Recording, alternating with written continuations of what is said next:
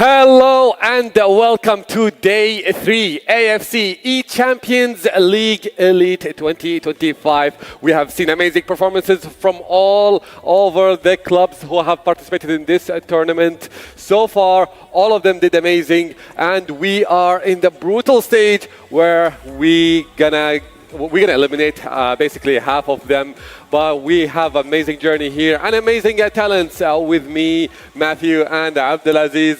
I'm so happy to join you here on the desk. How was the first 2 days? Because what we have seen in the round robin groups, players have now seeded, they know who they're gonna play against, and if they lose, they're out. So how does it feel right now, and how's the journey for you? I'm feeling great so far. I'm really happy to be with you, Atiq, and of course Matthew. And I would like to say a good morning to everyone watching us from everywhere in Asia. To be honest, we have had exciting 2 days, and we have probably one of the best days also today, because we will be having the round of 16. Yes. And I'm really looking forward to this one. Exactly, and it is best of 3 as well, so the players have a chance to come back. So how does it feel also for you, Matthew? Well, I'm feeling really good because I can't wait to see the knockout stage, because knockout stage is where things can get really heated up. But looking at the league standings over here for the west side, you can still see Al Nassr is in the first position in the table with 18 points. Persepolis on second with 16 points. Al Rayyan on third with 13 points. Al Saad on 12 points. Patakor FC with 9 points. Al Grafa on the 8 points. On sixth position, 7 for Al Ain with 6, and Al Wasl with 0 points at all. Well, in the past 2 days, I think we saw lots of amazing things. Like for this as well, for the league standing on the east, we see Vissel Kobe on 19. They are on the first position. Second for Shanghai Shenhua on 14 points. Yokohama F Marinos on the third position with 13 points, sharing together with Johor Darul Takzim JDT on fourth. Fifth for Gwangju FC on 11 points. Buriram United on the sixth with 7 points. FC Pohang Steelers with 1 point, and Ulsan has 1 point as well. Well, looking at the two standings right now, Atif, what I can really tell you, for the past 2 days, you are given a chance. You are given a breathing space. You are given an experience to go up against anyone, everyone among each other. But right now, like how you open up this entire show by saying, we are at the brutal stage. Yes, we are at the brutal stage. This time, no more chance. If you lose, goodbye. Imagine we have started this tournament with 16 clubs, and today there are only gonna be 8 of them remaining, but the schedule for today that we're gonna see here in the main station, also not just in the main station actually, we're gonna see multiple matches happening today. As we can see, Al Nassr is gonna play against Al Wasl, because Al Nassr was leading in the group, as we have seen before, and Persepolis gonna play against Al Ain. This is going to be in the main station here with us. Al Rayyan versus Al Gharafa, as well as Sad are gonna play against Patakor. Honestly, those also are tough matches. And imagine, how does it feel actually, like half of them, literally half of them in the group are gonna go home after today. Of course, you know, that's what it is in the knockout stage, you know, because if you win, you will go on, and if you lose, you are just out. And, you know, it's completely different. As we see here, the schedule for also today, for the east side, we have Vissel Kobe against Ulsan. Vissel Kobe is the only team in the whole tournament that didn't lose a single match. Shanghai against Pohang Steelers, Yokohama F Marinos against Buriram, and JDT against Gwangju. Exciting games, you know, many good players that we will be able to see today. To be honest, I'm really looking forward to this one, and I really can't wait to see things kicking off. Exactly, and we also still have seen some underdogs in this tournament who have shown a really amazing performance, winning their matches in the toughest time and exceeding their the situation that they were in and winning the match. However, you have mentioned also Vissel Kobe. They didn't lose at all, but still there's no clean sweep in both groups. They still have one draw, but still they managed to be in the lead in the group. Al Nassr, they were dominating the group. Yesterday, Al Gharafa surprised us with a performance. They won against Al Nassr, and they destroyed their streak at the end of the day. Like how brutal is that also for them? But that did not change their place. They're still in the lead. They're still playing so well. And they're starting off today playing against Al Wasl, which is also, yesterday was very difficult for Al Wasl to perform in the groups. We didn't see much of their play because we saw some mistakes, some passes, wrong passes and stuff. However, today is their day against the toughest opponent. However, we have seen how Al Nassr, when they join the game, when they actually start the game, very confident it might go against them. So this is also one of the factors that players and teams have. They need to strategize and be prepared mentally to start the day. But they still have another chance because it is best of 3. So if they lost the first match, they can come up again. And if it's a draw, they're going to play extra time until penalties. But this is it for our first match today. Persepolis against Al Ain. Both teams are here preparing. How's the performances for them? Because Al Ain played so well at the end of the day. Persepolis, we have seen Hassan struggling a little bit in the group, which is unusual for him. However, he managed to be in the second place. Absolutely, because if you look at things, I would always say today is a new day. So it's a new opportunity, new chances for them to actually change things around. Because yesterday and the past days as well, we saw some teams struggle at the opening day. But on the second day, they kind of picked it up. So this time, you cannot make to afford any mistakes anymore. You have to fully lock in. You fully have to give your very best. So I believe both of them are ready, regardless of whatever happens in the past 2 days, you know. You have to treat it like today you are going to go into a final. So this is the round of 16, isn't it? So from the round of 16, it's a final of round of 16 till the grand finale. That's the mindset that these players need to have. And I believe some of the players already possess such mindset. So it's going to be a really tough competition and close combat throughout these matches, we can see. Yeah. Exactly, and it is going to be tough for all the opponents. However, there are still multiple channels for you guys, the audience behind the screens. You can watch all of them. There's the main channel that you're watching right here, and there is other channels that you can watch. The other matches, you cannot miss anything. You can watch all the matches and you enjoy them all and support the team that you love. Because this is the last, I wouldn't say the last chance, because like if they manage to win today, they can continue and participate tomorrow. They have more matches, but today, if they lose, they're out. So trust me, the players, they need your support, they need your cheers, they need everything that they have learned. But like I want to talk to you, Abdelaziz, about whoever have played yesterday. We saw Al Gharafa is coming back very strong. Al Ain now is going to play. They're going to play against Persepolis, which is a tough opponent for him. However, their performance was actually developing and becoming better every match. Yes. So do they stand a chance now playing and winning against Persepolis? Yes, as you just mentioned, that Al Ain in the first day they played like the worst way, you know, because they lost many matches. But yesterday they managed to win 2 games, and that maybe gave them a little bit of hope that they can fix something. But now they are facing top team, which is Persepolis. They have the world champ Hassan Bajani and Mahdi Izzati. Both of them are amazing players. On the other side, we have Nimr and Al-Qahtani Fahad. All right, so I believe we have lots of predictions, a lot of things we can talk about today. But before we even open our introduction, it seems like Persepolis have already scored the first goal. And if you just tune in, this is the AFC eChampions League Elite 2025 happening here live in Jeddah, Saudi Arabia. For the past 2 days, we were served with lots of group stage matches, but today it is all about the knockout. You make a mistake, you lose over here, it is the end of your entire story.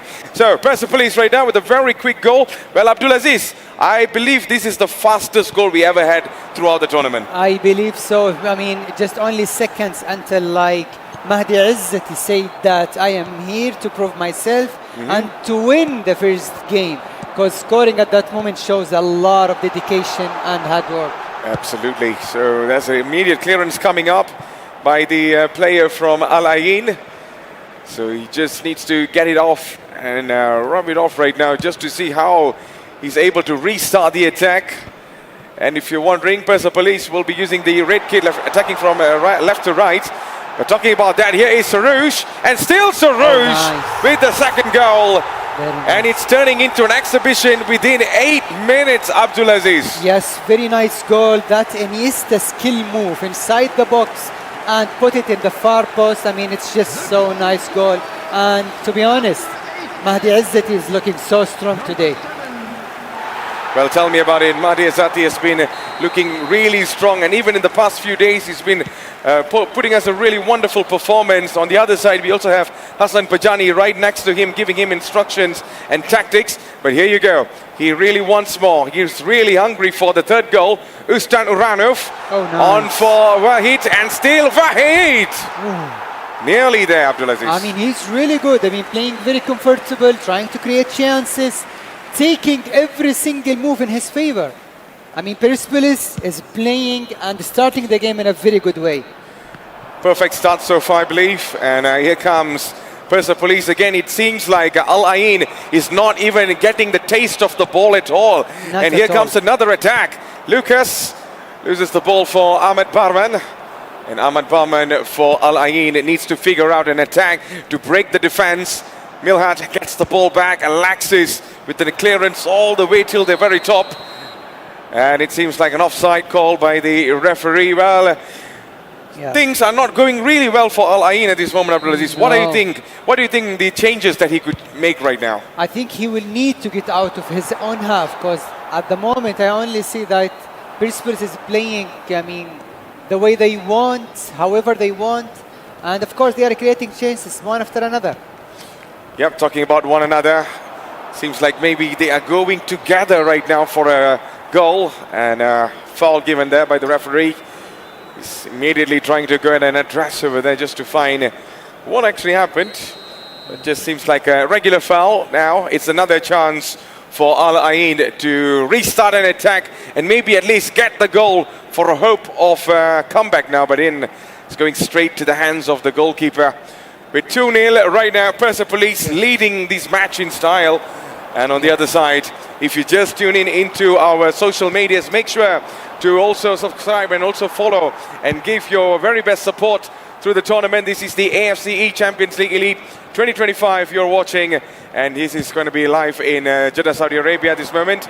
And we are yet to find out who's going to be the winner of this entire tournament. Here's Matthias Godjo. Godjo tries to find for Ahmad on the right side, but it's not enough. Oston immediate goes for a clearance.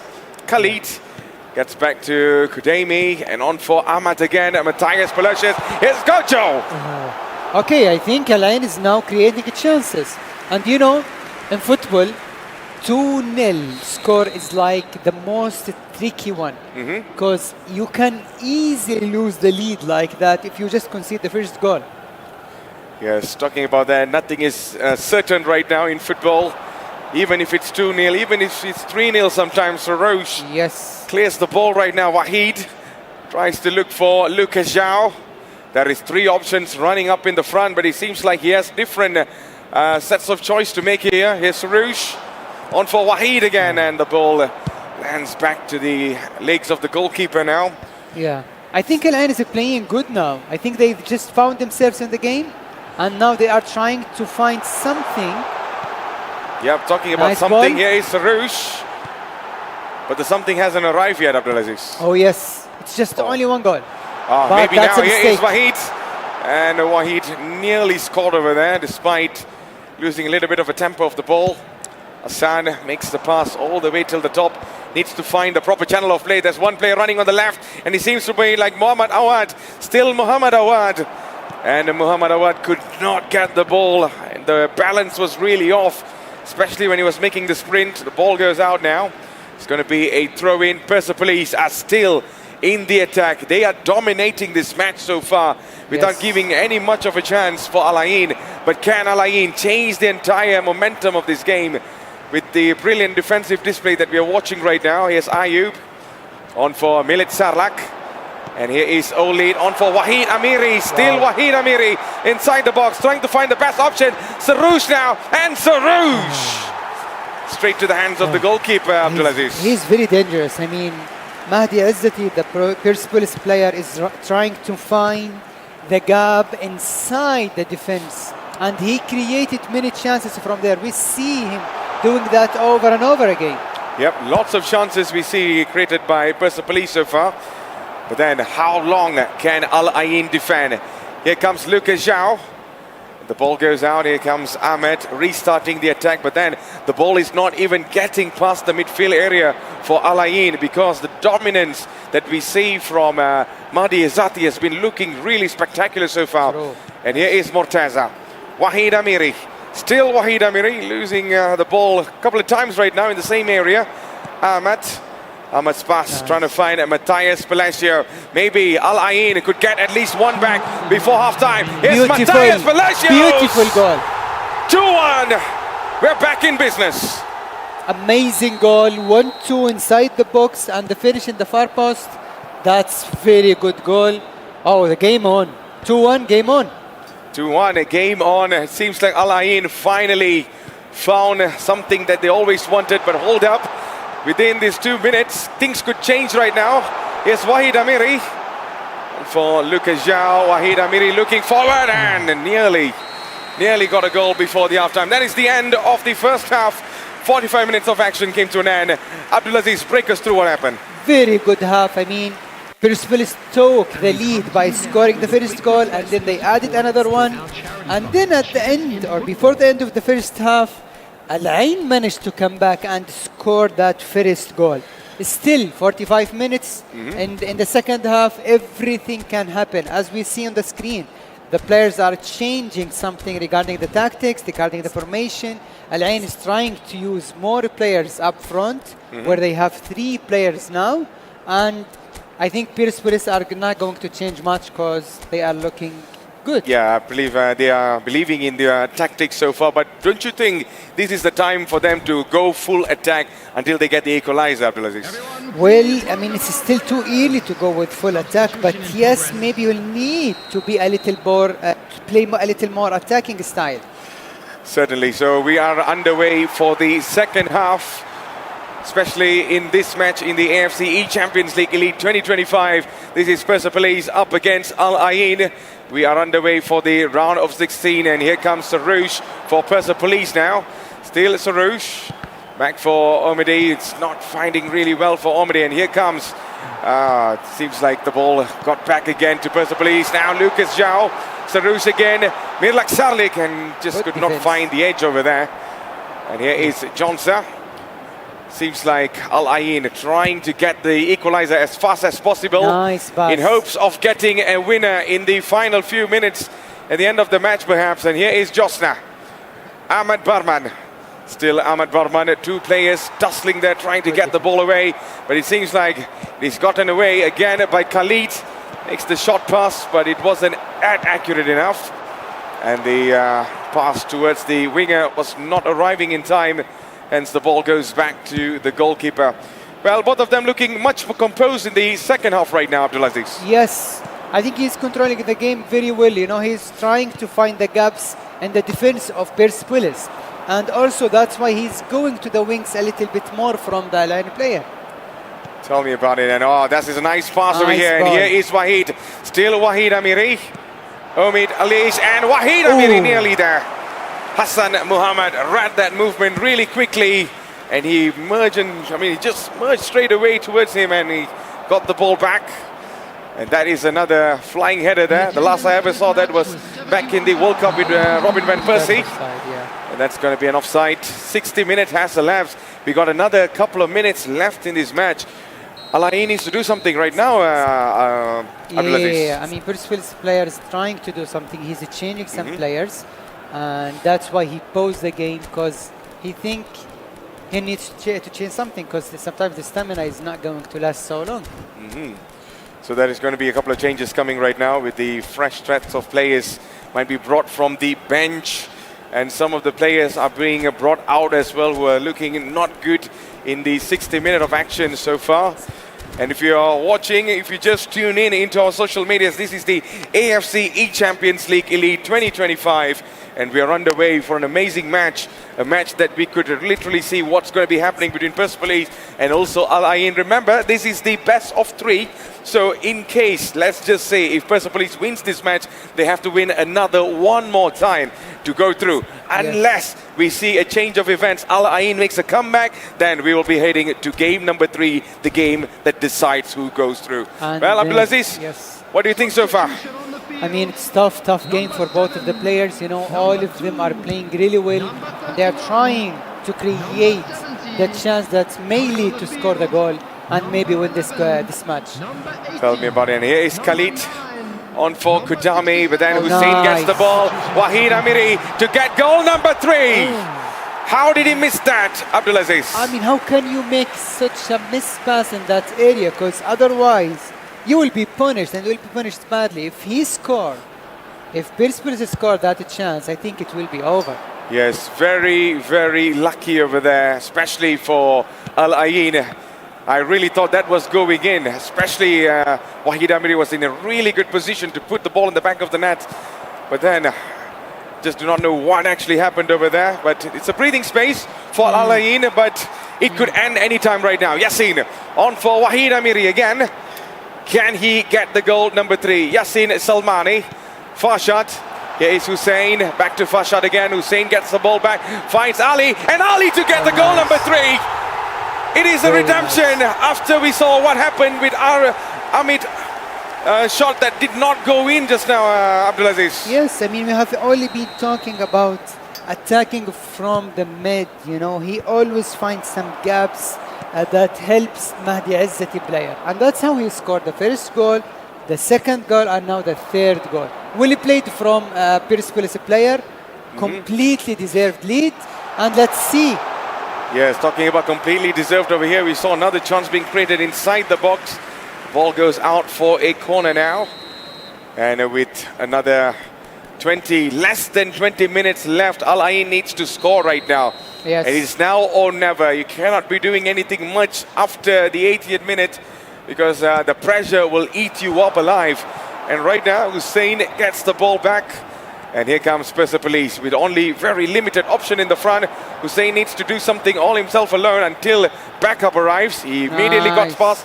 Brilliant move by Hussein. Still Hussein right now, keeping the ball in his legs. We see the pressure coming in by Al Ain, who wants to steal the ball back because they're running out of time. And talking about that, Fabio Cardozo gets the ball away. Well, time is ticking away, Abdulaziz. Things are getting slimmer for Al Ain. Yes, I mean, Persepolis player is like controlling the game the way he wants. And he's moving, playing around, taking his time with a comfortable lead. I mean, Mahdi Izzati is playing a very good game so far. Yes, perfect game, perfect sets of attacks we saw with results in few goals. And here comes Park.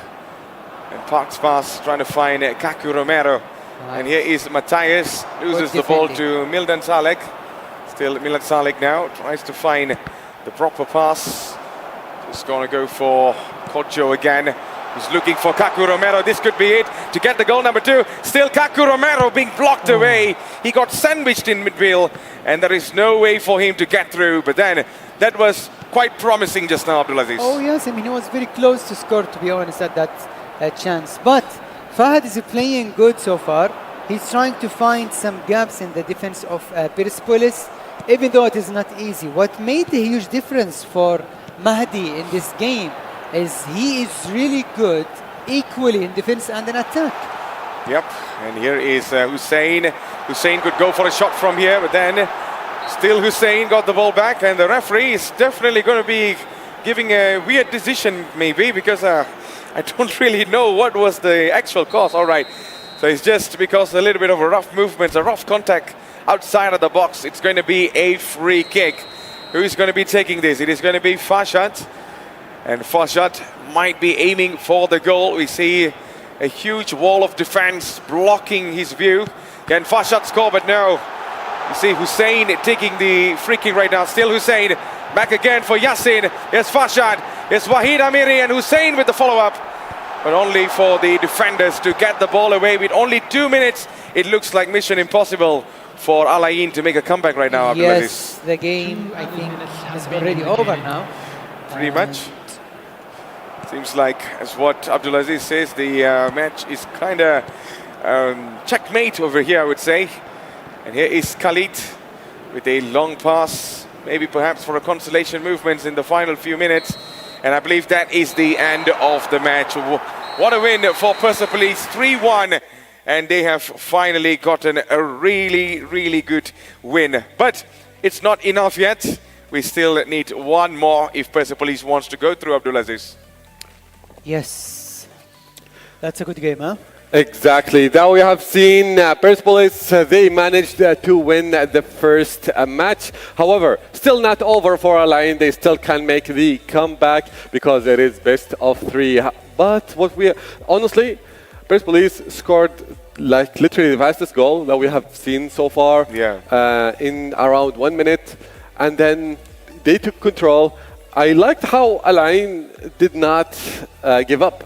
They were still actually trying to find opportunities, and I believe that's what actually made them play so well.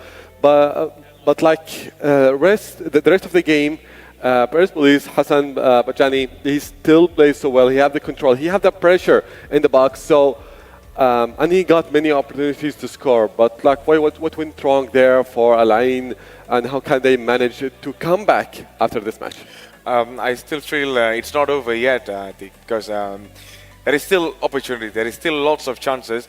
We saw him making a few changes in the quarter of the match, and then it kind of resulted him at least a goal. But it was not enough. I hope that he's able to improve that and find a different solution, because whatever he was trying, what me and Abdulaziz were watching just now, wasn't working. So I'm pretty sure that as a professional player, you will have plan A. If plan A is not working, you go for plan B. If plan B is not working, go for plan C. We have A all the way till Z. So use it everything you can until what works for you. And sometimes it's also luck at the same time. Yeah. Yeah, exactly.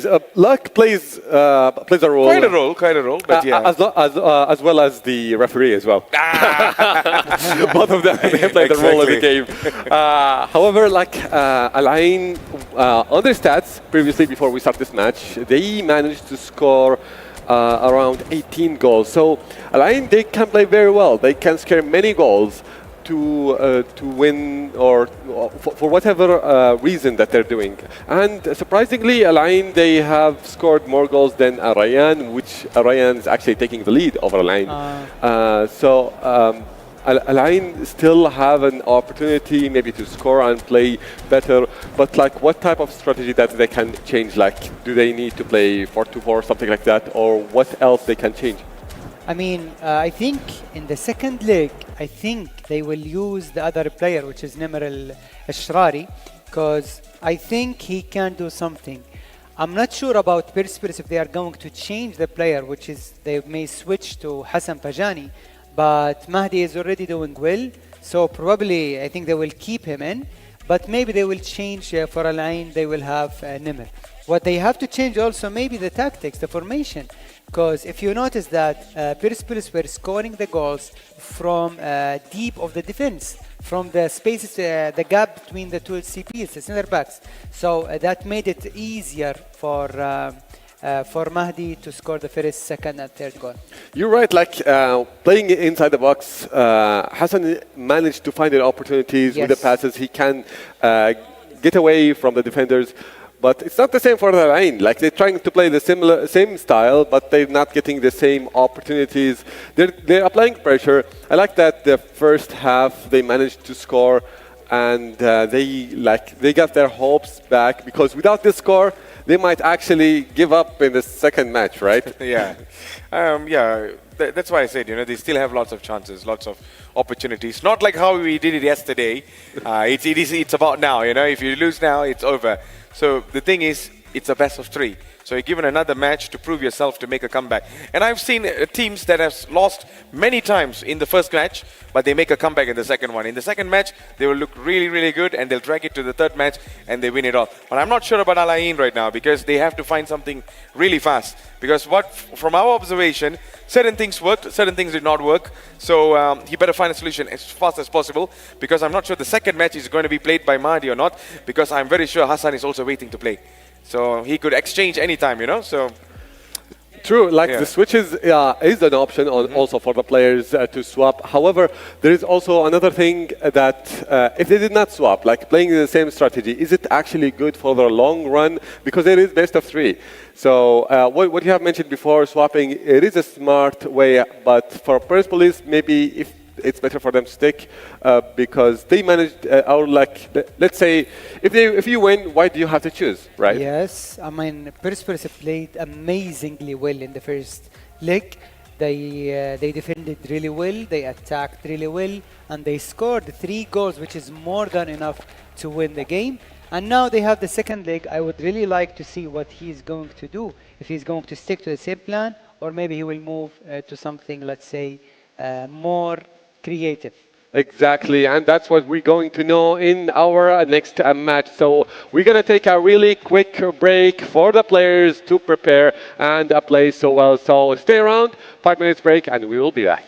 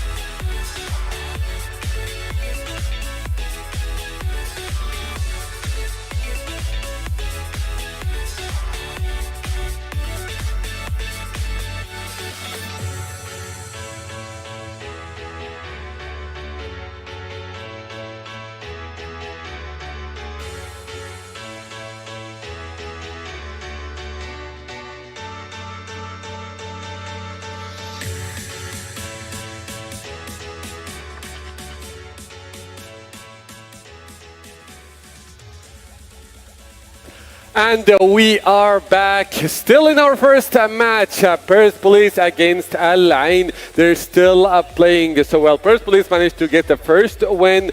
We will see if Al Ain will come back in this match. They took their break. They studied the previous match, and if they got the chance to win right now, because whoever wins this match will advance to the quarter-final for tomorrow, and the loser will get eliminated from this tournament.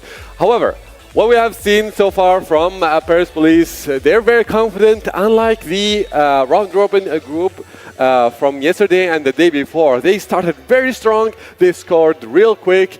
Do you see they still have the upper hand? Do you still see that they need to change anything, or they just played like how they played in the first match? Well, they still do. They still do. They still have a lot of chance. So I'm expecting much more better football from both sides, to be honest, just to give more competition, you know, because we don't want something to easily just flow through it. Because it's a knockout stage. You got to fight like it's an actual final for you. So I believe that both teams, both players have the same capabilities. It's just about, you know, figuring out the strategy and the tactics. That's about it. Exactly. The confidence is also key here on both players and both sides.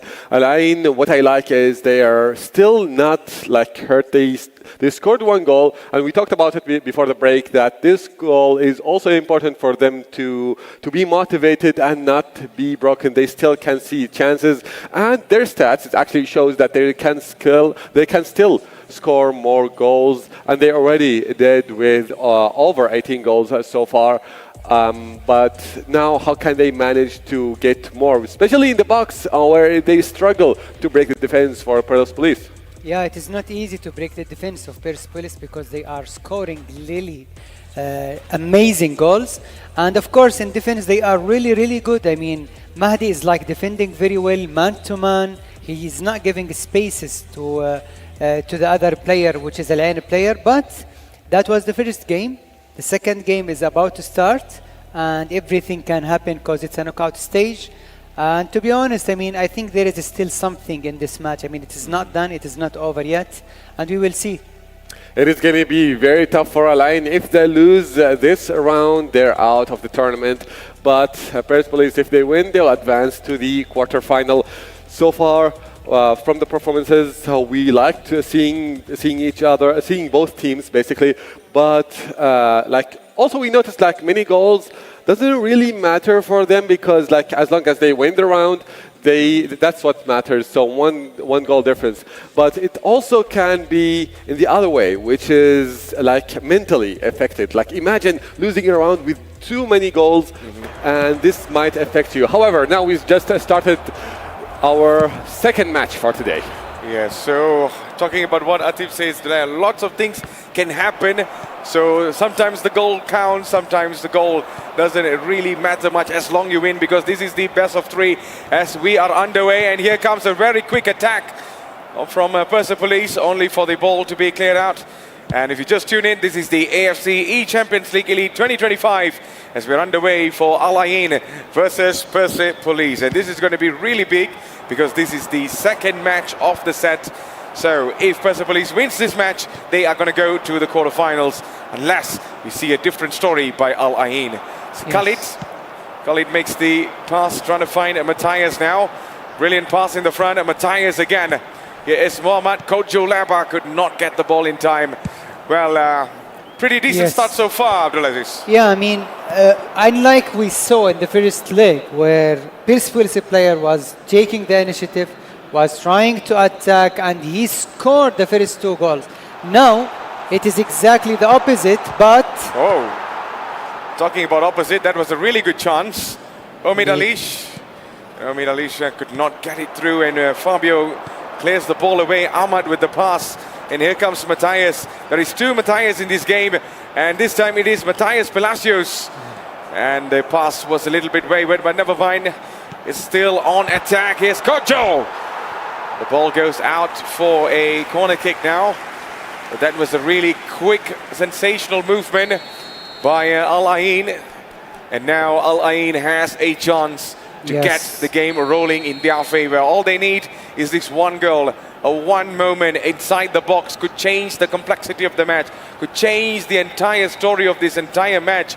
So Matthias Segovia inside, only for the ball to land at the back. Khalid now.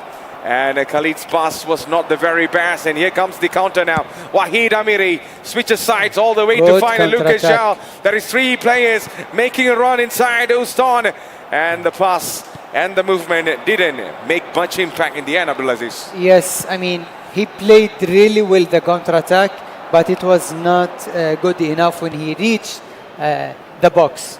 Anyway, here is a very good chance. And I think Fahad... think that they might be scoring another one. Surush on for Omid Alisha. And Wahid Amiri didn't expect the ball to come anywhere near to his legs. The ball was rolling around him. Ayub has 3 to 4 chances in the front. Murtaza is the right man to find Ahmed Barman. Makes the pass in the front. And Milad Shalak. And here comes Omid Alisha again. Still Omid Alisha. Lots of chances we see, but then the dribble did not work. Park Young easily dispossessed him, easily read the movement. And then Ostan Uranov gets the ball back again. Orush tries to find Wahid Amiri. Brilliant move still. Wahid Amiri. It's Wahid Amiri again. And only for the defender to not chase that down. And the goalkeeper has to step up to save that. But what a chance that was, Abdulaziz. Yes, Persepolis is like more closer to score the first goal because they are creating a chance after another. Unlike Al Ain player, I mean, I didn't see much of him even in the second leg, and that shows how good Persepolis player is. Yes, Persepolis still believes in Mahdi Azati right now. Hassan Pajani did not step into the game. Number 2 now. Harouche on for Wahid. Wahid has been really dangerous in front of goals. He has been causing a lot of problems for the defenders now. Milad Salek. And the pass did not get into his way. And here comes Ayub all the way in the front. But Mohammad could not get the ball in time. Omid Alisha again giving a little bit of a contribution from the flanks. As Matthias again. Kojo Laba makes the pass. Tries to break through. Tries to find the space in between.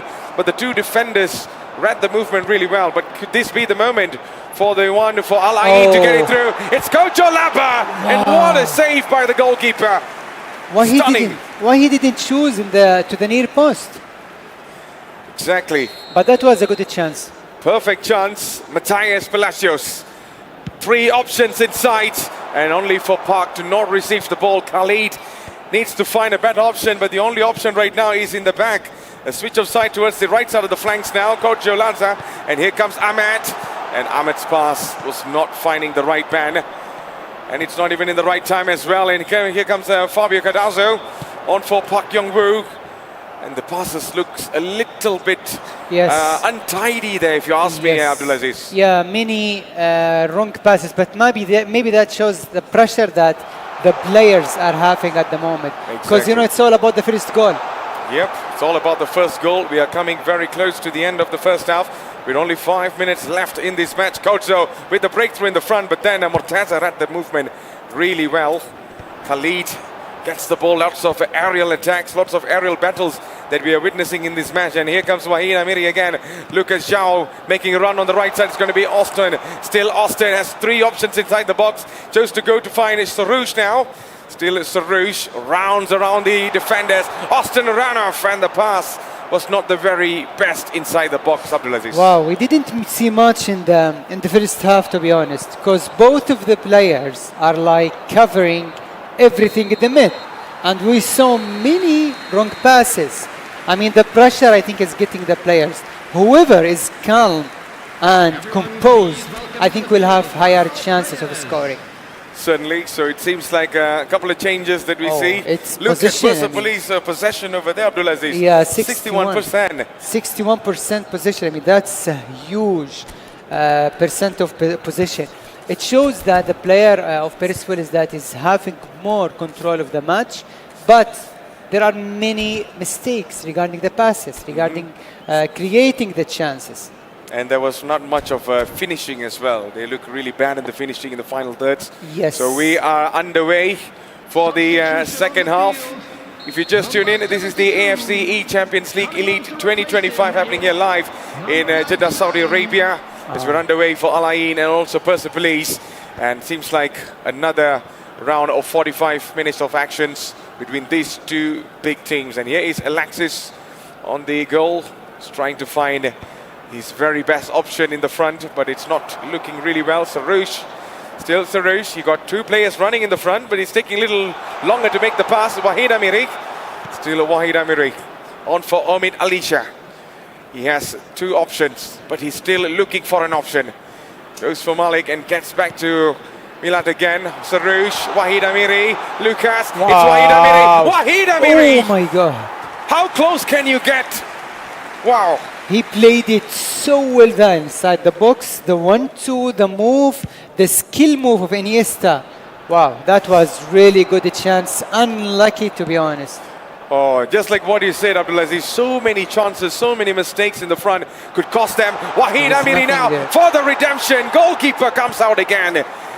And that was a really wonderful, wonderful save. The goalkeeper could celebrate that all day, but then he still needs a lot of time right now because things are not done yet. Austin Uranov, and Austin, no one is there to make the header. Sarouche with the shot. Could not get it through as well. Here is Milat. Three chances in a row for Persepolis. 3 chances in a row is what Abdulaziz says. And here comes Austin Uranov. Makes the pass for Sarouche. Back again for Omid. Austin Uranov again. Finds Wahid Amiri. Again blocked. No way through, Abdulaziz. Oh no, not at all. But the good thing here is that Persepolis player is like creating a chance after another. I think if he keeps playing that way, he will score. That's a mistake, but then that was another wonderful save, but it's not over yet. Wahid Amiri, and Sarouche, that's an open goal. How can you miss that?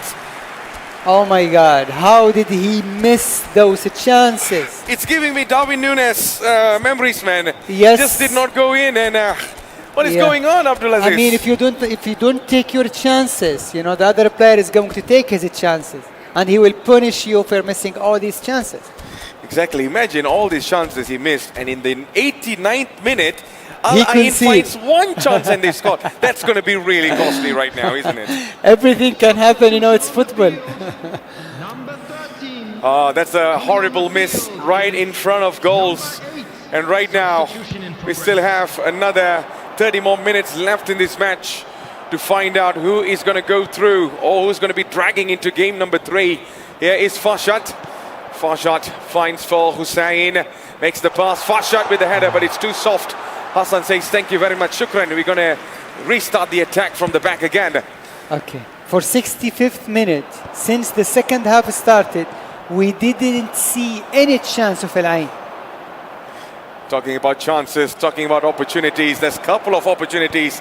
It's like we have an open right now, but there's no one eating it, There's no one is trying to get a meal out of it, And here is Farshad, and still Farshad! What a save! What a save! Yeah, if you cannot break the defense from inside, you can just shoot from outside. Yes, exactly. If you could not find any options inside, go from it from afar. And Mighty Zati right now might be wondering what else he needs to do to get that one goal. 66-minute has elapsed. Corner kick now. Gioviani. Here's Wahid Amiri. Could not get the ball on the ground. Milat Shalek. And still Milat Shalek. Left and right. Farshad right now tries to find the opportunity in the front, but then the pass was a little bit wayward and it did not go the way they wanted. But still, it's not the end yet. We still see lots of attack coming from Persepolis, but Al Ain just need that one chance. They have defended as much as they can. They also had the help of the goalkeeper as well. But here comes Josna. On for Kodjo. Josna makes a run in the front. But you know what, Abdulaziz? I can smell a late goal by Al Ain, if it is still 0-0. I mean, everything can happen, to be honest. We saw that yesterday. When you miss chances, when you don't take your chances, sometimes you will be punished. Yes, Farshad now gets the ball back. Here is Ali. And Ali could not make the pass right again. Matthias, that is two double Matthias right now in this match, giving the very best support in the midfield area. Here is Yasin. Yasin to find Ali inside the box, but Park Woo read the movement again. Matthias starting it from the back. He's driving all the way till the midfield there, looking for the best options to make a pass. And here comes Khalid again. Still Matthias. 2 options. Finds Khalid, but the cross was not the very best. 10 more minutes left in this game, Abdulaziz. Okay, what yes. are your thoughts, man? I see that he's running. Yes, Yassin makes the run. Wahid Amiri now. Still Wahid Amiri left and right, looking for an option, looking for that hope, looking for that one momentum in this match to get the ball in the back of the net. But it seems like both of them haven't found that yet. Matthias makes the pass towards another Matthias. This is what we are talking about? Kocho running in, but it's not enough there, Abdulaziz. Oh, wow.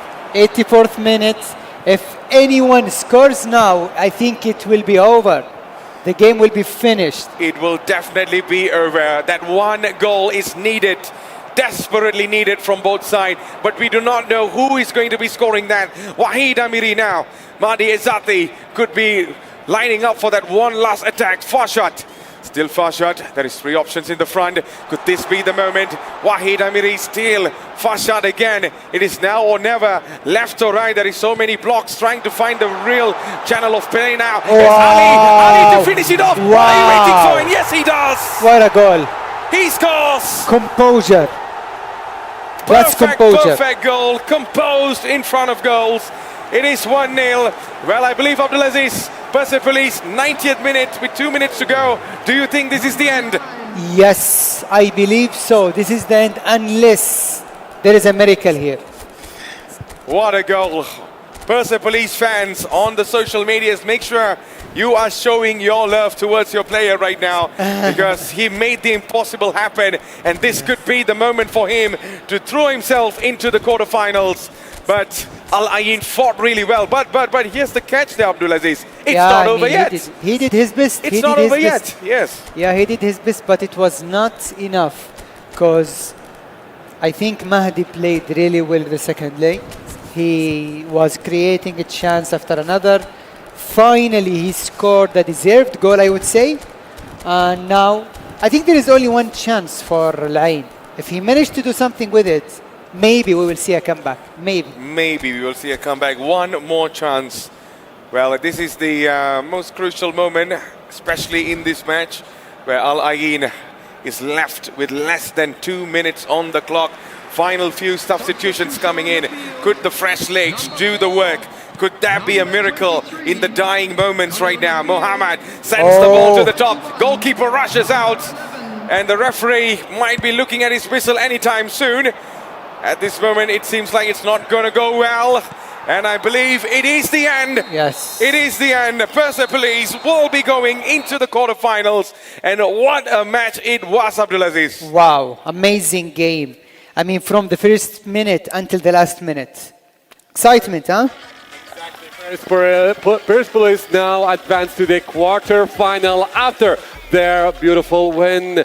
They were looking for the goal. They were pressuring. They had the control over the match the entire time, but they didn't actually manage to score until the end. You were mentioning it, Matthew, like the food is there, but no one is eating it. Yes, it's an open buffet, okay? It's an open buffet. And no one is taking any food. And they're looking for options on the restaurant. And they're looking for expensive options, you know, when the food is already there. Exactly, and it's missed opportunities. However, what matters is they actually ate something from it. Finally, Yeah. you realize the app is not working. All right, let me grab some. Yeah, I think well deserved for Persepolis. It's a really good performance so far, and me and Abdulaziz were jumping around just to get that. Who's going to score right now, you know? Usually it's also like sometimes it can fire back, because if you miss this many chances, you might actually lose the entire match. Oh, yes. So Persepolis, they missed a lot of chances. Al Ain had their chances, maybe a little bit less. However, they still fighted. They're still trying to get an opportunity. But Persepolis managed to get the last goal, which ended the match. Like, honestly, did you actually thought, because I'm sure Matthew did, because he mentioned it, that Al Ain could actually score. He had the feeling, but did you have the exactly same feeling that Al Ain might score and win this match? Honestly, I mean, in football, anything can happen. And in 84th minute, Al Ain was really close to score that goal. But I think Persepolis played really well. I mean, attacked really well, defended really well also. And he scored very nice goal in 90th minute. That composure goal, you know. I mean, it shows the quality of the player. It shows how good he is. Exactly. He's a champion already playing here. Alain is also a star playing in this tournament. We have honestly, there's a huge shout out for Alain because he played so well. Yes, he's eliminated now from the tournament. However, he played so well. He competed fair, and also he developed. Like we can see. Alain playing so well match after match, even though he's playing against tougher opponents, but he's managing to overcome all obstacles. Maybe it's not this time, but there are many chances coming up for them. Their journey ended right here. Sadly, yeah. Yeah. But this is today is very brutal that we have to say goodbye for some of them. Football is a really cruel sport. Trust me, it is a really cruel sport. It breaks your heart. It breaks your heart. It will literally beat you down. Yeah. Sometimes, not only in eFootball, but even in actual football, your favorite team did not go through. Although you feel like they deserve to go through, but it did not, So that is football. It's unpredictable. Exactly, it is unpredictable. But now for Persepolis, I see a lot of fans for him, they're supporting him. Yes. Yeah, celebrating his win. He managed now to be in the quarterfinal.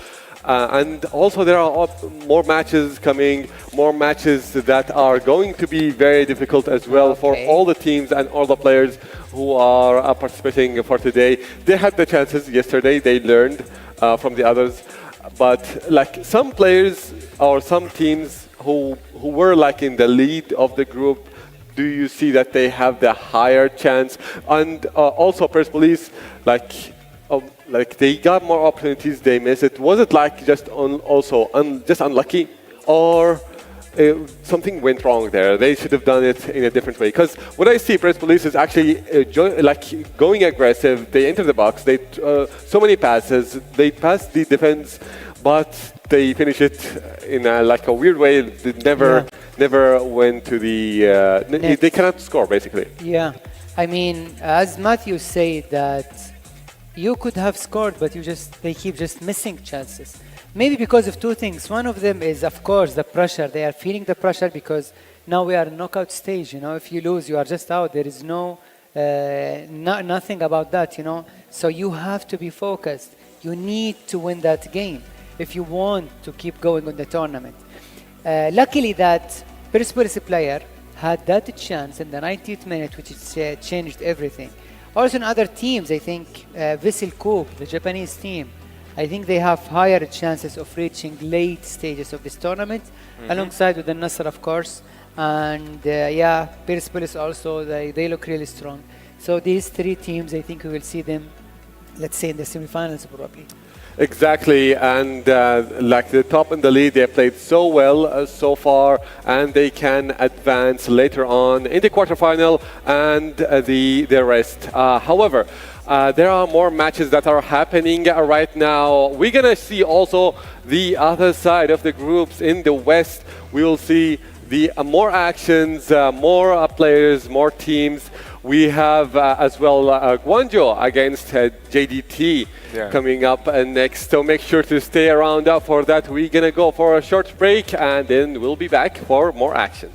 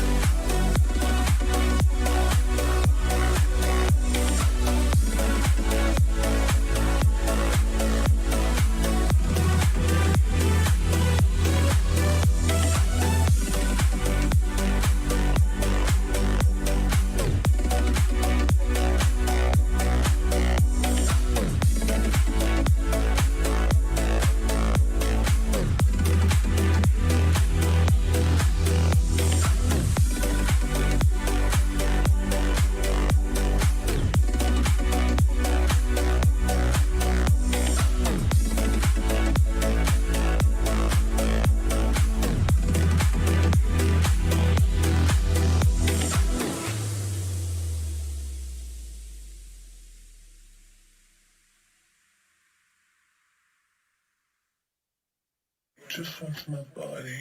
I know your body. Just wants my body. I know your body. Just wants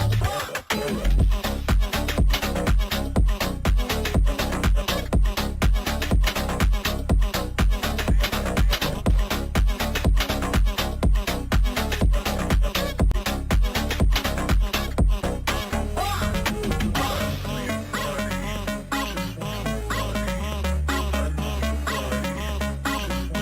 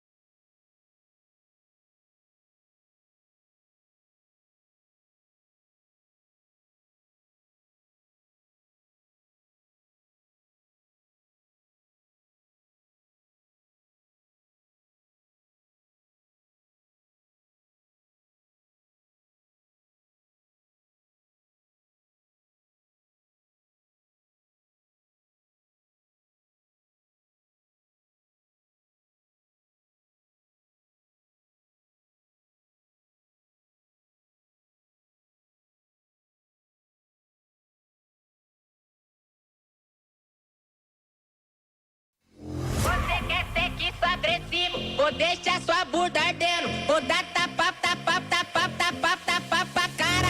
Tapa, tapa, tapa, tapa, tapa, tapa, tapa, tapa. Deixa sua bunda ardendo. Tapa, tapa, tapa, tapa, tapa, tapa, tapa, tapa. Deixa sua bunda ardendo. Toma sua safada, fica sua safada, vai. Toma sua safada, fica sua safada, vai, vai. Vem sentando pro pai, pai. Vem sentando pro pai. Vem sentando pro pai, pai. Vem sentando pro pai. Eu tentei bater de frente, frente, frente, de frente. Quer ser que sou agressivo? Deixa sua bunda ardendo. Vai novinha com todo prazer, hoje você tá tarada. Ô piranha, vai no toma, toma, vai. Toma, toma, toma. Tapa, tapa, tapa, tapa, tapa, tapa, tapa, tapa. Vai, toma, toma, toma. Tapa, tapa, tapa, tapa, tapa, tapa, tapa, tapa. Deixa sua bunda ardendo.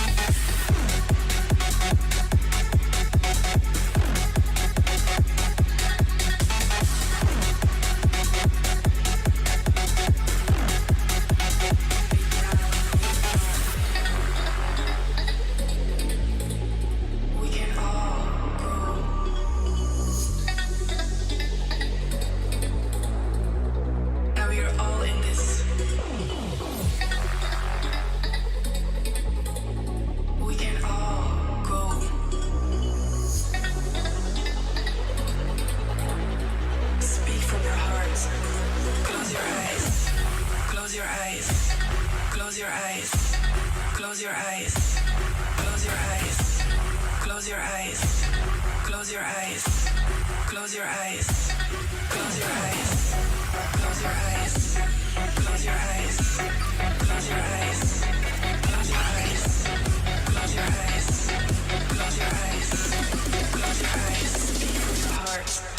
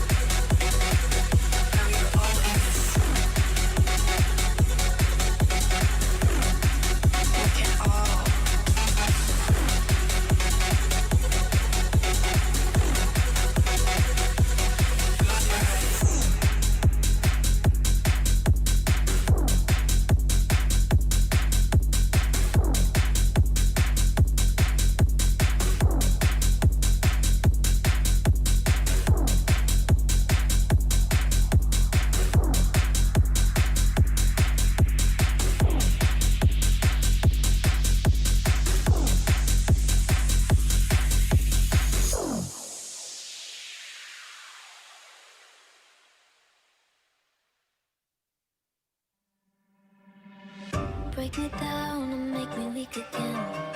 After all, I called you my best friend, and I've been here, I know the story ends with broken hearts and us playing pretend. Break me down, down. Break me down.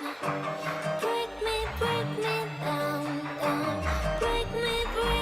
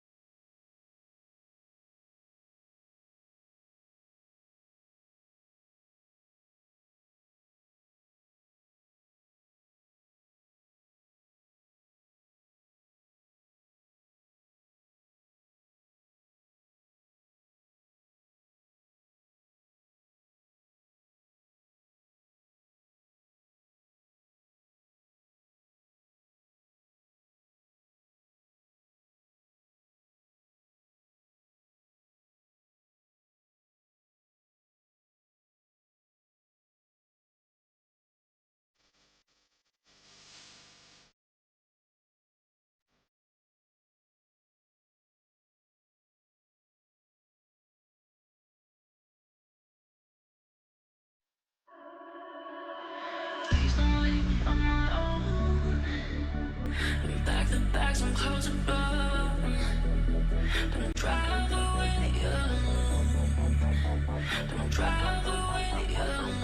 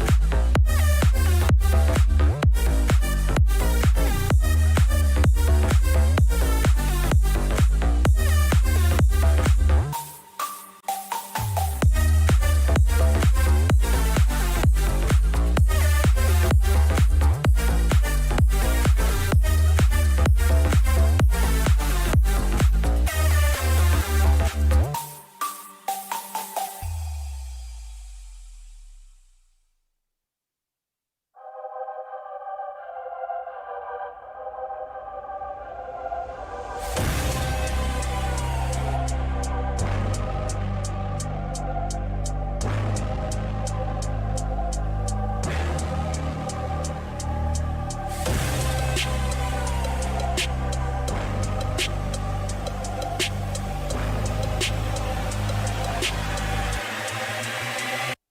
get down.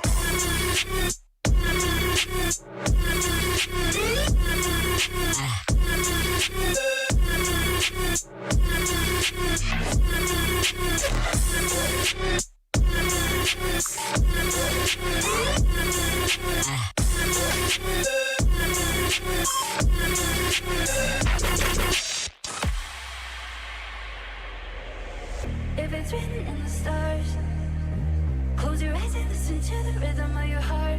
If it's written in the stars, close your eyes and listen to the rhythm of your heart. If it's written in the stars, close your eyes and listen to the rhythm of your heart. If it's written in the stars, close your eyes and listen to the rhythm of your heart.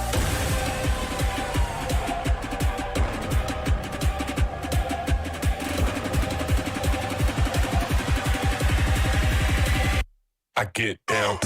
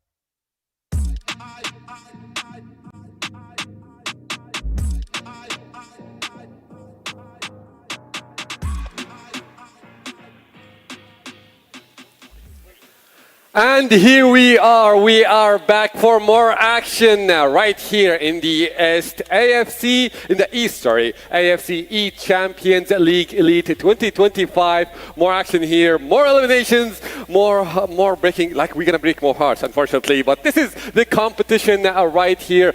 You have to make it to the finals. You have to make it to the quarterfinals after winning this match. All our matches are best of 3, as we have seen so far. The best have made it already, but we have one more match for today. Let's give you some updates right here for all the matches that are happening backstage as well. The ones that we have seen, those are the matches Al Nassr won twice. Those are not the scores, those are the number of the wins. Al Nassr won 2 matches because they are best of 3. And Persepolis, as we have seen also in the West in our first match today, they won against Al Ain as the same with 2 matches. Yes. Here with the East, it's the same scenario. There's no 3 matches. No one played 3. But Vesselkob, they won against Ulsan, and Shanghai Shanho won against Pohang Steelers. Hard luck for Ulsan and Pohang Steelers. Yes. They have been eliminated right now, but now we still have a couple more matches to wrap this up, and then we're going to have the draws as well. The draws to set who's going to play against who in the quarterfinal. So far, we have the next match. It's going to be JDT against Guangzhou. So how's this looking up for you, Abdulaziz? What a game. I mean, both of the teams played really well for the past 2 days. To see them in the knockout stage, as we see on the screen, JDT have Romy, and Guangzhou, I believe this is Lee. So both of them reach this stage with these 2 players, and they are aiming to go higher than just being in the round of 16. But this is, let's say, the most balanced match that we have in the round of 16, because in other results we saw that Al Nassr won comfortably against Al Wasl, and we saw Persepolis also won against Al Ain, which was also expected result. But this one, it will be tough and it will be really close. Exactly, especially that we see Guangzhou playing so well in the stage. Like they won 2 matches on the main stage. But like the matches that they play behind the stage, it's not always going well. Like they lost 3 and 1 draw. Unlike JDT, their record is really good. They won 5 matches, 1 draw and 1 lose. They're the second in the group. So like it works maybe better for them, but you cannot actually be comfortable against Guangzhou in the main stage and in the last minute goals as well, that they always manage to find the opportunities. They play very slow, they find the opportunities, and then they score. So how do you see it, Matthew? I mean, at this moment, nothing is certain, nothing is absolutely certain, because it doesn't matter where you play.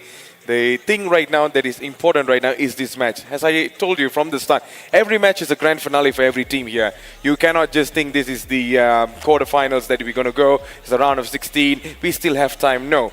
Every match is a grand final. So as what you said, Guangzhou is also prepared from their side. The JDT as well, the Southern Tigers, they are also prepared. So for me, I always look these matches like a clash of titans. Because from just now, from me and Abdulaziz were commentating, the first match, it didn't even look like a normal match. It looks like a grand final, isn't it? Because it's all about that small details, that one goal that is needed to win the match. Because in the knockout stage, it's all about winning. You cannot afford to think of a comeback or be relaxed. Your only comeback is going to be game number 2. And if you mess that up, goodbye.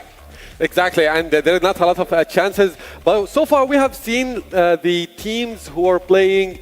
Most of the matches so far ends 2-0. So basically, the 2 matches we never seen so far, like a third match. But it's going to be very exhausting, right? Like if they played 3 matches. So like seeing both teams who have the advantage if the match went for too long. Maybe Guangzhou, because like they have a strong defense and they play very slow. If they find an opportunity, they make their opponent very tired, then they score in the last minute. But does that actually going to work? Especially it is best of 3 right now? Yeah, the thing here that, yes, Guangzhou likes to play safe. We saw that yesterday. It's one of the safest way to play the Guangzhou player use. So when he faced the Japanese player yesterday, he was playing really safe. So now he's facing someone who is really good in attack. Romy is like one of the best players when it comes to creating chances. So he can score in many ways. He can go through the wing, he can attack from the mid, so he can do many things. The question here, how can Guangzhou player stop the total creativity that Romy has? Because he's one of the very few players that he can score from anywhere, to be honest. Exactly, like having a different matchup, but this is what we're excited for right now. So let's start the match right now. JDT against Guangzhou. All right, ladies and gentlemen, if you just tune in, this is the AFC eChampions League Elite 2025 happening here live in Jeddah, Saudi Arabia, as we're underway for the match number 2. This is JDT versus Guangzhou FC, Southern Tigers up against the Guangzhou Griffins. And let's see who is going to be winning this match. As I told you, it is going to be the best of 3. So either one of the team needs to win twice in order for them to book a spot in the quarterfinals. So as usual, starting from left to right in a blue kit, it is JDT, the Southern Tigers, and from right to left in a yellow kit, it is the Guangzhou FC, Guangzhou Griffins as their nickname. But here you go, this is the first attack. Rommel Morales, still Rommel Morales for Matthew Davis, and here is Anselmo. Looking for options. Romy is waiting for an opportunity, but not waiting any enough. He just ran for the shot. How brave! How brave! I mean, to take the shot from this distance, you know. Wow, amazing shot. Very good start from JDT. As he was just talking about, I mean, this guy can score from absolutely anywhere. Yes, he can score from anywhere. If he couldn't find an option inside the box, he will go from afar. And if he couldn't find any options from afar, he will try to squeeze inside the box. Anselmo. Yes, and here is Rommel Morales on for Jonathan Vieira, but then Lee Ming-gi got the ball back with a clearance, and that is going to be a corner now, as it looks a little bit late for the player to make a recovery. But can JDT get the first goal right now? The Southern Tigers, the fans on the social medias are roaring, and let's see if this is the moment for them to celebrate. But then the defense of Guangzhou FC looking really solid, but there is nobody on the top to give a little bit of a support now. Jonathan Vieira for JDT, Rommel Morales. And Rommel Morales' pass was not the very best. Lee Kang-wan gets the ball back, and he gets the ball back again for Guangzhou. But looking at things right now, Abdulaziz. He's defending really well, but wait. I mean, Matthew. Yes. So, JDT called Tigers in Malaysia. The Southern Tigers. Okay, Southern. I think Guangzhou called the Dragons, no? No, it's they're better known as Guangzhou Griffins. I see. Yes, they have lots of different names, but Guangzhou Griffins is the nickname for them. So Race gets the ball on time, but then it was not enough. Here comes JDT on the attack. Anselmo making a run on the right. Lee Kang-hyun. Nice. Quick passes, 1-2 there. There is 3 players making move, and then you can see Romy very calm and collected there, Abdulaziz, even in his dribbling skills. Yes, I mean, he's playing really well. He's controlling the ball in a very good way. I mean, that shows the quality of this player, because when you can't hand the ball like that, you know, easily. Anyway, he made a mistake here. I think Guangzhou may take full advantage of it, unless... Yes, looking at how things have been going, it is still a tight match at this moment. Still 0-0 between the two of this amazing team going head-to-head in the round of 16, only to find where they're going to be placed in the final match later on. But at this moment, things are going in the way for the Southern Tigers. Anselmo for Jonathan Vieira. Still Jonathan Vieira with 2 to 3 players waiting and also expecting the ball in their legs. Rommel Morales has been the only string in the front trying to connect the attack, but then Kim Jin-moo got in the way, and here comes the attack by Guangzhou. Still Guangzhou player trying to find a way to make the pass in the forward, but then you can see a very tight battle in the midfield, but maybe JDT has a chance now. Jonathan Vieira, still Jonathan Vieira. Maybe Jonathan Vieira could go from here. It's Jonathan Vieira! Only to be saved. Anselmo, the attack did not end. Romy still looking for an opportunity now. Still Anselmo, Kobinong. And here's Jonathan Vieira again. Makes the pass for Rommel Morales. Bergson's pass was not the very best over there, Abdulaziz. He tried really well. He went from the wing actually to go to the inside the mid But you know, it was not easy because I mean, Guangzhou players defending really well. He's using the players to switch from one another in a very accurate way. Certainly. Until now, yeah, he's defending really well. Absolutely. So it seems like Guangzhou showing their very best in defense. That is the only thing that we have been seeing so far. In attack, it looks a little bit less compared to the JDT. Matthew Davis now with 3 to 5 couple of players in the front as his options, but then he chose to go for a very long one in the front, looking for Rommel Morales. Jonathan Vieira, Natso Inksa, and still Jonathan Vieira now. Calm and composed, he's moving on the forward, and here comes Matthew Davis, Jonathan Vieira again, Rommel Morales, on for Bergson da Silva, Jonathan Vieira, Vieira! The Southern Tigers has opened the deadlock right now. It is 1-0 for Johor Darul Taksim. Absolutely very nice goal. You know, he took his time. He attacked from the mid, extra pass inside the box. And what a goal from that angle. Perfect goal. Can we see an instant reply from Guangzhou? But no, the ball was kicked all the way to the front. A clearance. Bergson trying to chase down, but then I believe Romy has his own strategy not to press too much and waste the stamina of the players. Yes. So he's taking his time. But on the other side, what do you think Guangzhou needs to do, Abdulaziz? Guangzhou needs to have more chances because I don't see much of it until now. He needs to attack more. He needs to find the gap. Otherwise, I think Romy will be even closer to score the second goal. Yes, but still right now it is going to be Guangzhou on the attack. Lee Kang-yuan.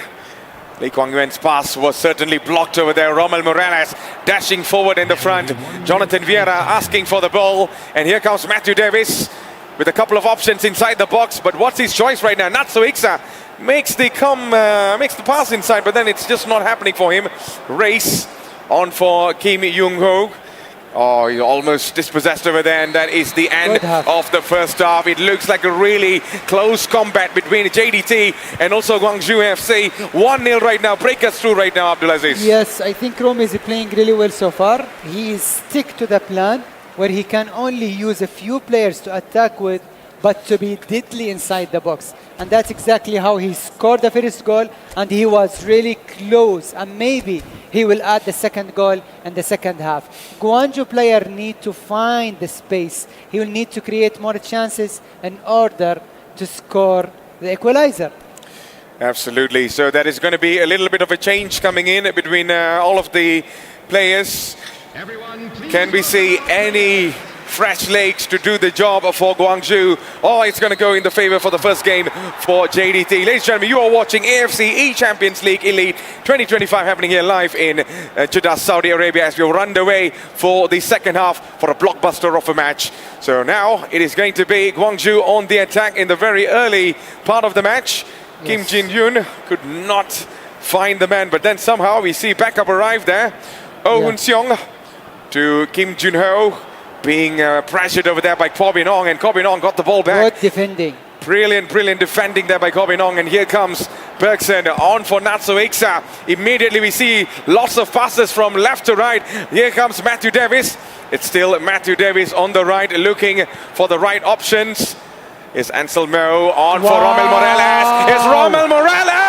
Amazing! JDT are not stopping anytime soon. Even in the second half, they are showing how the Southern Tigers would roar. Well, that is the goal of the tournament. The counter-attack, going to the wing, attacking from the mid, the 1-2 inside the box. It shows the quality of the player. What a goal. 2-0, well-deserved lead. Well-deserved game, but then Guangzhou right now needs to do something about this if they want to close the gap. 2-0 going in the favor for JDT, but can we see Guangzhou at least get the goal and get the hope back in this game?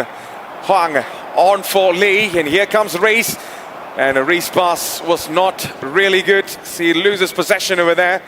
As you can see, Ko Bin-ong makes a huge pass in the front. Bergson da Silva could not get there on time. Huang Jae-hwan It's being pushed away by 2 to 3 defenders, and then you can see the midfield area dashing forward to support the back. But then Gwangju might have a different plan over here. Kim Jun with the cross straight to the hands of the goalkeeper. We're seeing a little bit of a promising move from Gwangju right now, Abdulaziz. Yes, I think he's like trying to find himself in the game, because the tactic that Rumi is using at the moment is just like giving him all the chances to create. And on the other side, Gwangju is not like ready for this, to be honest, until now, unless. Yes, so we still have lots of time. About 65 minutes has elapsed in this match. And if you just tune in, this is the AFC eChampions League Elite 2025. And make sure to support your favorite team on the chat box.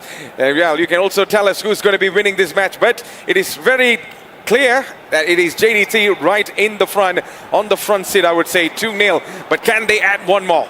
Natso Iksa's pass was blocked over there, with the defense of Gwangju dashing forward to find an opportunity. But then Anselmo again being the main man in the midfield area, blocking every passes, every channel of play. And here comes Kobinong on the right.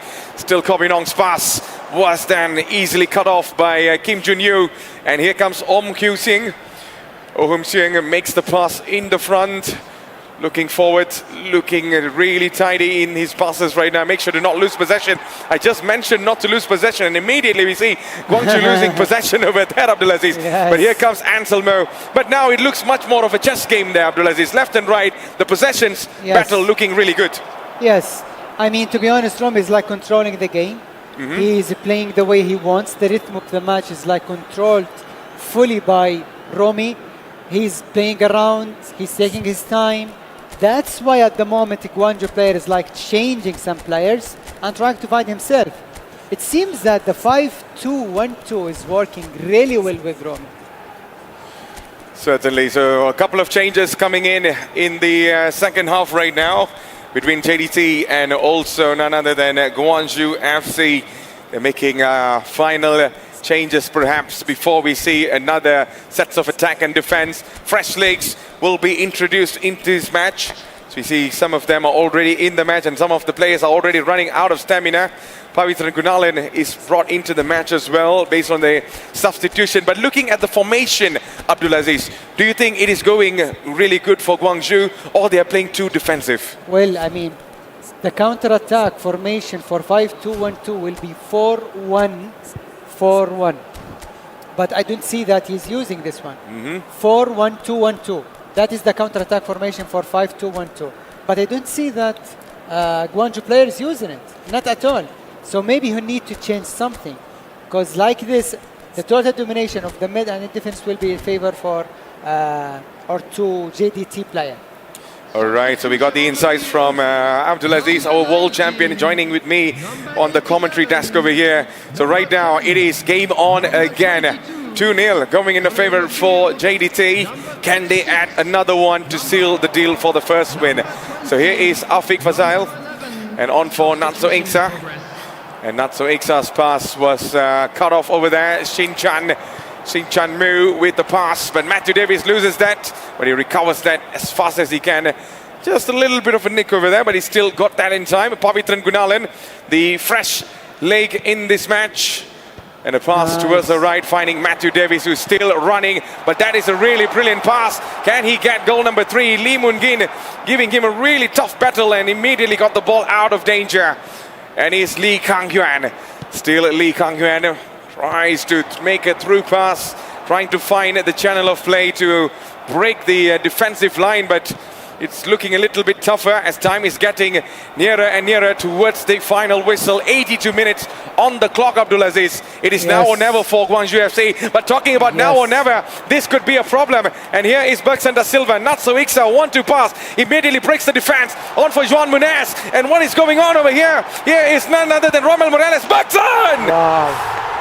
Bergson's goal says it is the end over here in the first match. 3-0. Same way. I mean, Rumi is like doing what he is already knowing what to do. From the very beginning, he scored the first goal same way. Second, third goal. His counter-attacks are very deadly. Really, really deadly. 3-0 going in the favor for JDT at this moment. Is there a way out for Gwangju? But it's looking really, really impossible now. Juan Munez, still Juan Munez making a pass to Natso Ixa. Maybe this is the last attack for JDT with 2 minutes added on by the referee. Natso Ixa gets the ball back. It's all about holding the ball right now because there's nothing much to lose. Romy knows that it is over, but on the other side, maybe he wants to add. Nah. I believe that is the end of this match. 3 amazing goals by JDT. And what a win in the first set out of 3 right now, Abdulaziz. Yes, well deserved. JDT played really well here. Don't you think, Atik? Exactly, that's what we have seen. JDT managed to get the first win right here, but they still need another win to be able to get qualified to the quarter-final.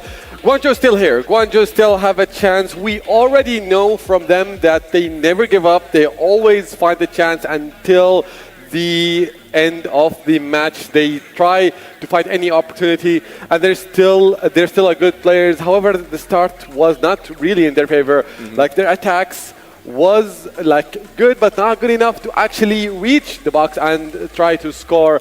However, on the other side, JDT, like their passes, it's so beautiful that they find the opportunity no matter what, and they make it very difficult for Guangzhou's defense to hold the JDT. We already know that like Guangzhou, they're really good at their defense, but like here, Romy, he can actually destroy it. He's really talented, you know. Me and Abdulaziz, we were like mind blown actually by the way he's dribbling and also looking for opportunities. One of the creative players that we have seen in the campaign so far, but there is also other players as well from different clubs.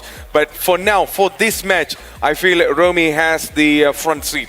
But it's about the second match right now, because remember I told you from the start, it doesn't matter if sometimes if you lose the first match, the second match is the most crucial one you have to win. And right now the one opportunity is in the hands of Guangzhou to make a comeback. And if they win the second match, they have a chance to drag it to the third one and win it over. Exactly. However, like so far, we only finished with 2 matches. I hope this one goes for more fun to enjoy it. Despite who's winner, for me, like it doesn't matter. I support for both. I support both sides. Like I support the fun, basically, for this match. Like going back in the match, because Guangzhou, they're really good on like making the pace very slow on the match to try and find opportunities, but for Romy, he did not even give them the chance to play very slow. Exactly. He's stealing the ball. He's having more control in the field, and like also destroying the line that we already know from Guangzhou that is very strong. And usually the control is with Guangzhou. This time it's not. This time it's like Romy saying, no, I already know your play style. I already know how you managed to win. So I'm gonna play aggressively at the start. So even if you manage to try and come back at the end, you're still not gonna have a chance. And I believe this is what happened. Even though Guangzhou, they did not even score, and this might affect them mentally, right? Yes, of course. I mean, what JDT did in this game, he played the counterattacks in the very best possible way. He scored from every single counterattack in this game. 3 goals, all identical, the same way, and it shows how good the formation he started with. It was not the same that the one he played with yesterday. Today he changed, and maybe he adapted to the style that the other Guangzhou player used. So he used 5-2-1-2. This formation is like one of the best formations to play counterattack with, because when you lose the ball, you have 3 at the back, or actually 5 at the back, covering everything for you. And when you attack, you have 2 strikers and 1 center attacking midfielder. He can help the strikers to give them passes and balls. So that's how he managed to finish this game in a good way. Now the Guangzhou player has to find a solution and to find a counter-attack formation in order to find gaps and spaces. Otherwise, I think we will see JDT wins again. Exactly, and this is a really important point that you have mentioned that the goals are similar. The goals have 3 nils like happened in this exactly same way. how do you see it, Matthew? Because it's very weird. The same mistakes happens and the same opportunity JDT finds to score the goal. Because sometimes some players tend to make the same mistakes again and again, and it's very identified. You can see it very clearly. So that is the difference between a player that can identify the opponent's mistake faster compared, and also with the help of the other player who could be sitting next to them, they could actually see what could be happening, So I feel there is a lot of things that we can put it together in order to see who has the advantage. But at the end of the day, I think football is round. It doesn't matter even if you have a 2% or 3%, you can still get defeated. Exactly. The players are getting ready for their second match. It is do or leave for some of them, because Guangzhou, if they lose right now, they're going to be eliminated. And JDT, if they win, they will get qualified to the quarterfinal. So stay tuned, everyone. We are going to take a short break. And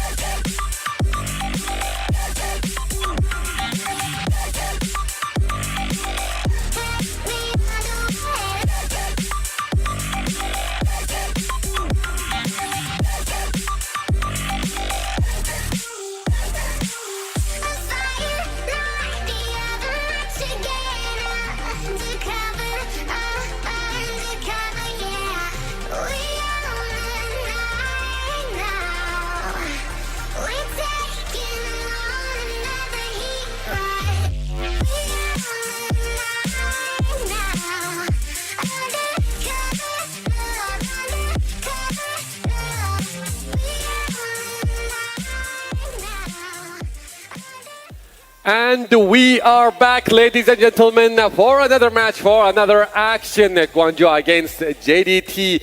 So far, JDT managed to win the first round. Another one, and they will get qualified to the quarterfinal. Guangzhou are in a very, very tough spot right now. They're playing under pressure, but they are really good when they play under pressure. So this might flip the table. We might see another third match. And as we know, also JDT, they managed to score the first goal, and they always once they score the first goal, they always have the advantage, and they most of the time they actually win. So if Guangzhou like play defensively and like having it not allowing JDT to score anything until like the late of the match, then trying to play aggressive, is that their chance, Guangzhou, to be able to win? Because as we mentioned before the break, JDT, they scored goals in the same style. So where's the spot here for Guangzhou to actually come back and maybe win? Well, it's going to be very difficult for Guangzhou actually, because they need to identify it fast. Because me and Abdulaziz, when we were analyzing and also commentating the match, we realized that Romy is very versatile. Like he knows how to close the defense. He also knows how to use different ways to score. So he doesn't rely on one thing. So Guangzhou needs to act fast to actually find the sweet spot and also find the weak spot as well at the same time. The sweet spot is for you to actually score the goal. Yeah, the weak spot is to actually find you to get through the defense. So they need to do it as fast as possible, because if Romy starts to score in the second game right now, it's going to be a problem. Exactly. First goal will make it very tough for Guangzhou to come back. However, okay, they took their break. They strategized now. They talked to each other, Lee and Song, to discuss what is gonna happen in this match. What can they do to be able to come back and win this match? Especially that their mistakes on the defense is very obvious, because Romy used it multiple times. Romy used that advantage to score 3 goals in the previous match. So now it is different. So do they need to change something in the field, or like maybe they swap the players, Lee and Song, or how do you see it? Yes, in order for Guangzhou to come back on this game, they will need to do 2 things. The first thing, they will need to go on the wing more, because always the problem with 5 at the back, they don't have many players on the wing. So that is the first thing. The second thing, they need to attack also from the mid, because he has only 2 players in the mid, and on the other side you have 4 players in the mid. So you need to use that area to create chances and find gaps. Other than that, I think he will need to stop losing the ball easily in order to have his own chances and to create the chances that he can do. If he managed to do these 2 things, I think Guangzhou, he will be able to, let's say, create the chances that he wants and maybe score the goal that may lead him to the win at the end of the day. You're right, actually, because we saw Guangzhou with 5 players in the defense, which adds like a very strong defense. At the same time, it makes your attack very weak, and in the mid as well, like you have mentioned. Even though Romy, with the 5 players in the defense, he always managed to pass them with few players with great passes actually, and finding the opportunity real quick and scores the goal right here. Romy is one of the best players actually in this tournament, and we saw his skills so far. He's playing very aggressive at the starts. Sometimes against other opponents, maybe he plays it differently. So we have talked a lot about how he adapts and changes his play styles, which is very, very crucial in this tournament, because you're not going to play against the same players all the time. Yeah. Especially in the regions. Now it is in the East. If they get qualified, they're going to play against the West. Yeah. So this is not going to be easy. Exactly. So I believe that's the beauty of this tournament, you know.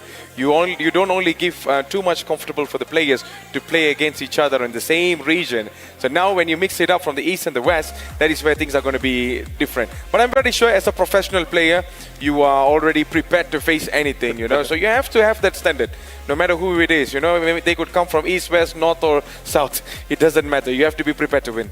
Exactly. And all the players are playing right now and facing the top in Asia. So let's have fun now. Let's see if Guangzhou can manage to draw this, or JDT will get qualified to the quarterfinal. Here's the match, and here we start this match. Guangzhou against JDT. All right, so ladies and gentlemen, we are back in this game. It is the AFC eChampions League Elite 2025 happening here in Jeddah, Saudi Arabia, as we are underway for Guangzhou versus JDT. This is the second match, and can we see JDT getting another win before they go into the quarterfinals? Abdulaziz, what are your thoughts, man? Even though it's an early start right now. I think Guangzhou is starting the game really well. As you notice here, the players in the mid are like lacking. Oh! What happened over there? He has some lacks in the players of the mid. Anyway, Guangzhou is starting the game very well. He's building the ball in a good way and trying to find spaces, especially on the wings. Yep, talking about the wings, and let's see if Jonathan Vieira is able to do something from here. See, the wings is clear, it's free. Yes, lots of mistakes in the first few minutes. But it's all down to both of them, because I told you the second game, it is always going to be a little bit tough for JDT, but it is Guangzhou right now in the front seat to find the first goal. And here comes Om with the pass for Kim Jun-ho, trying to get away from the defense. Oh Hyung-seong for Lee Kang-hyun. Makes a brilliant pass in the front. Can this be the breaker? Wow. And here comes Kim. Kim almost slid over there, but then get the ball back. Yes, Reese, and yes, the goal! What a goal by Reese! Perfect shot from another, and he's able to score. He went from the wing, and then he put the ball inside, and then he shot from the box. That's how it works, because Romy will have many problems like this. He can't defend the wing with 5 at the back. This is really, really good. 1-0 right now going in the favor for Guangzhou. Can they able to get another one and also end the dreams of JDT making a comeback right now? Anselmo, still Anselmo right now, but then Huang Jie gets the ball back. Guangzhou players are looking much more optimistic. Can they get the second goal? But the pass was way too soft, straight to the goalkeeper, Abdulaziz. Yes, Guangzhou player is playing really well. He's taking his time when he build up. He goes to the wing. He attack from the mid. That's how it should be, and that's how he will score goals. Romy will need to find also some other situation to score. Yes, talking about options, we see Ang with the pass in the middle, but then it was just not good enough. And right now it is Jordi Amat making the pass. Bergson da Silva, 2 to 3 players running on the right. Jonathan Vieira, here's Anselmo, still Anselmo, Jonathan Vieira! Wow! Nearly the Abdulaziz, nearly the equalizer. Very close, I mean. He also did very good job there by waiting for the right moment to pass to the striker, but he was unlucky with the shot. Yes, almost there, but then seems like the hopes are still alive for JDT right now to make a comeback. Here is Anselmo, the main man, making the run on the right side. Could this be the moment for JDT to score? Jonathan Vieira, still Jonathan Vieira, left and right for Natso Exo. Oh, what a defense! A 3 Brilliant against 3. defense. Perfect defense just now. Abdulaziz closing the door, not leaving him any movement. Natso Exo. And then Natsuiksa towards Jonathan Vieira, Anselmo, here comes Bergson da Silva. Oh, trying to look for Jonathan Vieira again. But then the defensive display looks much better for Guangzhou right now, Abdulaziz. Yes, I mean, he's playing much better. He's like having the control of the match. Yep, and here comes Kobinong. Still Kobinong on the right. Looking forward to find a couple of options. Jonathan Vieira now. Anselmo, Rommel Morales loses possession a little bit, but then the defense again and again is showing lots of amazing quality inside the box, not letting them get past away. But it's not ending over there. Romy is still hungry. Romy still wants that equalizer before the halftime. Matthew Davis is not going to get that. But what do you think Romy needs to do to get the equalizer right now, Abdulaziz? He will need to find the gap, because he attacked sometimes and he created good chances, but those chances are not enough. You will need to score and you need to end it so you can score the goal. Tell me about it. Kim Jae-hyuk, the brilliant pass in the front towards to find his teammate. Nice. Kim gets the ball back. 3 options inside the box. Oh, he's getting the ball, but then Jordi Amat makes the clearance as fast as possible. Is this the game that is written for the Guangzhou Griffins right now? But they able to get it right now. Kim, still Kim for race, and perfect defensive display shown by JDT defenders right now, Abdulaziz. Yes, I mean, Guangzhou is controlling the game. He's creating chances. He scored the first goal, and now he's trying to cross to the first post. Yes. Then Oh, yeah. it's going to be another corner, I believe, because the header did not go out in the favor of JDT. And right now, Guangzhou could get a second goal with this header. Maybe makes the back pass. Kim Jong-un. It's Lee Kang-yuan. Matthew Davis needs to clear the ball, and yes, he does. That is almost a second goal, Abdulaziz. JDT Yes. is under warning, What but a right ball. now it is Kim. Kim scores, It's but offside. offside. It's offside. Guangzhou is creating a chance after another. What we saw the previous game by Romy was attacking all the time. Now we see Guangzhou players attacking all the time. And he scored the first. If he scored the second goal, it will be a really tough situation for Romy. Absolutely. This is not the Guangzhou we saw in the first match there, No. Abdulaziz. No, Things not have at been all. changing drastically at this moment. Here comes Corbinong. Can Romy get the equalizer that he needs? The Southern Tigers, the fans are all roaring on the social media, same as Guangzhou as well, because Guangzhou wants to win this because they want to drag it all the way till game number 3. Could this be a moment of glory for JDT to get an equalizer before we go into the second half? So where's going to be the throw-in? Left to right, a long throw-in. Rommel Morales, Matthew Davis, still Rommel Morales. Rommel Morales! What a save! Brilliant save, Abdulaziz. What a save from the goalkeeper. You know, it was not really easy to create that chance, but the quality of Romy over there, I mean, shows everything. Exactly. From this corner now, could this be a one last final chance? Guangzhou FC needs to clear the ball away. 2 minutes added on by the referee. Reese gets the ball. Reese is dashing all alone with no support left and right. Jordi Amat. But then look, mistakes after mistakes. Could this be punished right now? But then Jordi Amat gets the ball back. Is there enough time for a comeback right now in terms of equalizer? Jonathan Vieira, but no. Brilliant defense. Abdulaziz, what a match we have in our hands. Yes. It seems like Guangzhou has turned into something else, something we have never seen from the first match. Wow, what are your thoughts so far, man? Yes, what a good half. I mean, Guangzhou players playing really well.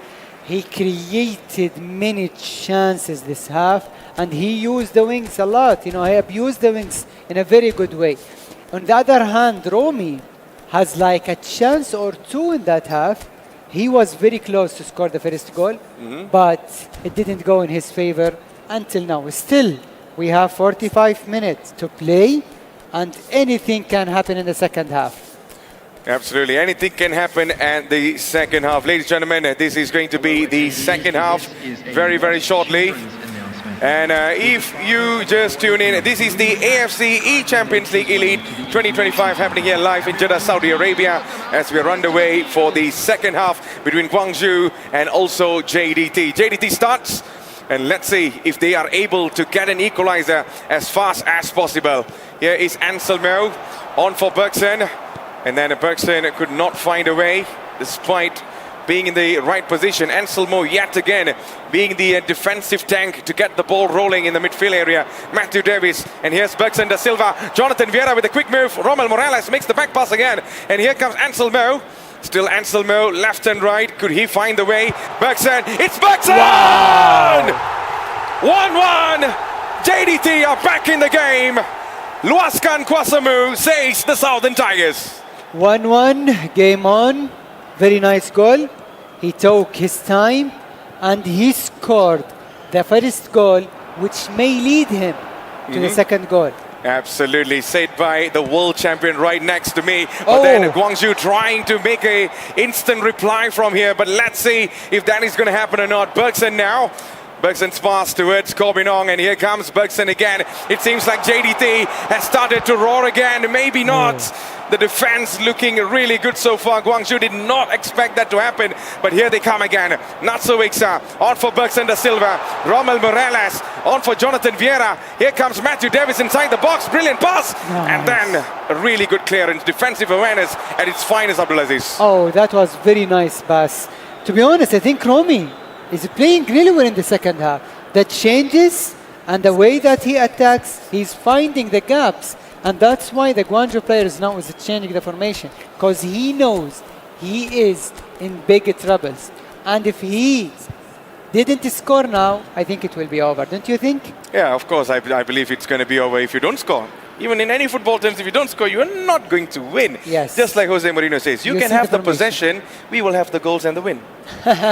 Simple You're as talking that. about Pep Guardiola now? No, it's Jose Mourinho. Pep Guardiola says, pass. But then Mourinho is more about, I defend as much as I can, and I score, I win. Fair enough. Fair enough. Because, football is all about goals. Goals change games.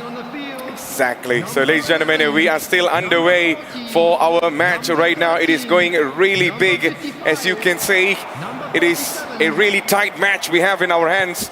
And if you just tune in, this is the AFC eChampions League Elite 2025. And this is the last match of the day. Who is going to go right now? If JDT wins, they are going to go into the quarterfinals. If Guangzhou wins, they are going to drag into game number 3, the decider match for this. And looking at how things have been going on, it seems like there is going to be a fall. And this is the best time to make the final changes, Abdulaziz. Yes, now is the time to change some players, to use the players who are really fresh, because sometimes the stamina is getting the players. But anyway, it's like 25 minutes in-game time left.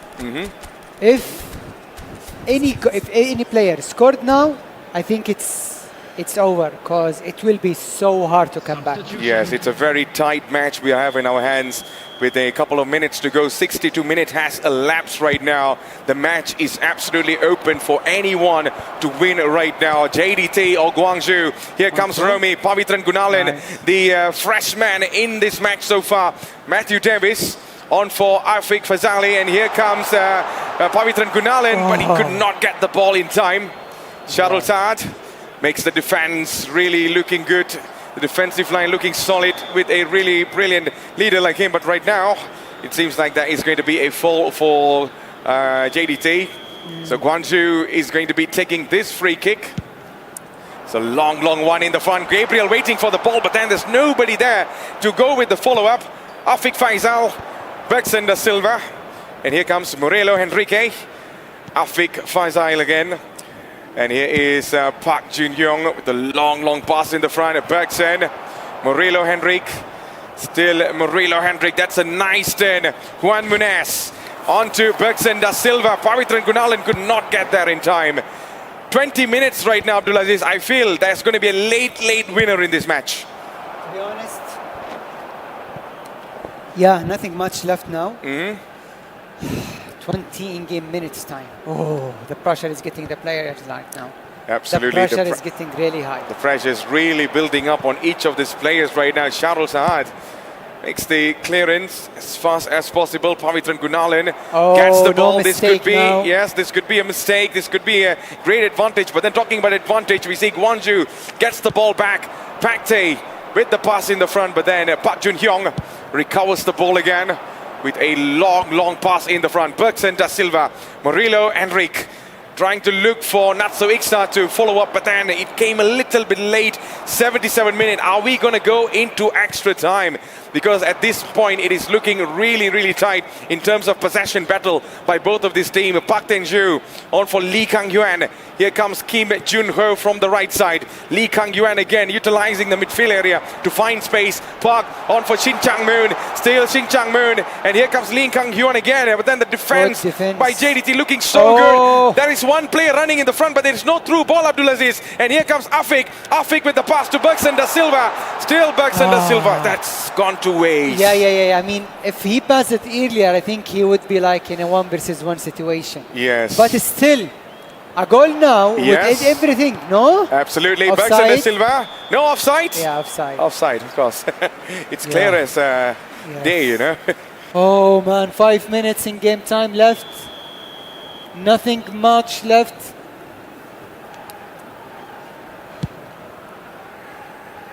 So with 84 minutes on the clock right now, it is still 1-1. Lee Kang-yuan, can he be the man, the hero for Guangzhou, or it's going to be the Southern Tigers, who has lots of superstars in their team? Will they able to find a way? Matthew Davis makes a run on the right side. With 3 minutes left on the clock, Romy looking forward for that one goal that could put him in the quarterfinals. Still Matthew Davis. Afik on for Natso Iksa. Still in Natso Iksa. Pavitran Gunalen might be getting the ball. It's still Pavitran Gunalen. Bergson! I think Pavitran should have scored just now instead of looking for Bergson, but it's not over yet. Bergson again. It is still Bergson, and with 3 minutes left to go. But then, really good defensive of display over there, Abdulaziz. Wow. I mean, the second half, we only see Romy. Romy is like playing alone in this half. Yes. Guangzhou, we didn't see much of him. Well, talking much of them, it seems like we are at the end of this match. 90 minutes of football has come to an end in a very tight, intense stress match, I would say. 1-1. We are going to go into extra time right now, Abdulaziz. Oh, yes. Extra time. It's all about, maybe we will go to the penalty kicks. Ah, you're wishing for bad things today, don't you? Oh, because penalties is always tense. Yeah, it's always tense when you go to penalty kicks. Yeah, but for the players, I think if one of them lost by penalty kicks, I don't know, it's just a game of luck, you know?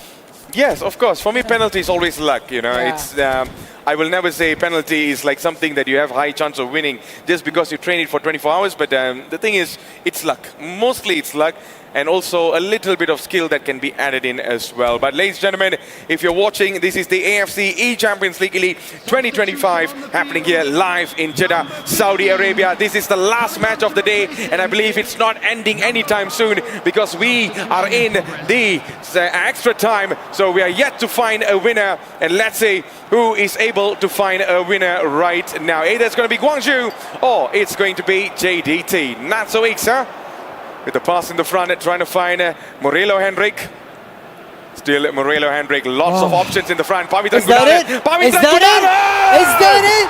That's the goal! That's the goal that JDT waited for! What a goal! Perfect goal by JDT in the first half of the extra time. Wow.